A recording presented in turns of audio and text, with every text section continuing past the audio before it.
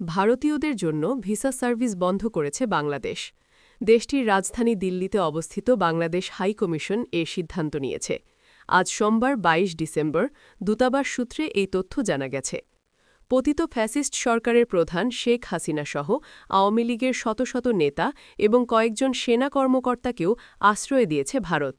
তাছাড়া বিগত ১.৫ দশক ধরে ফ্যাসিস্ট সরকারকে উলঙ্গ সমর্থন তো দিয়েই আসছিল দেশটি। এ নিয়ে দুই দেশের মধ্যে গত বছরের ৫ আগস্টের পর থেকেই টানাপোড়েন চলে আসছিল।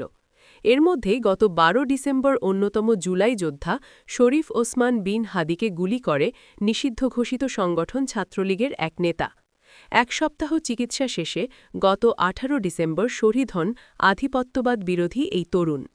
এ নিয়ে সারা দেশ উত্তপ্ত হয়ে ওঠে। বিক্ষোভ প্রতিবাদে ফেটে পড়ে মানুষ। ওই সময় বাংলাদেশে অবস্থিত ভারতীয় হাই কমিশনের সামনেও বিক্ষোভ হয়।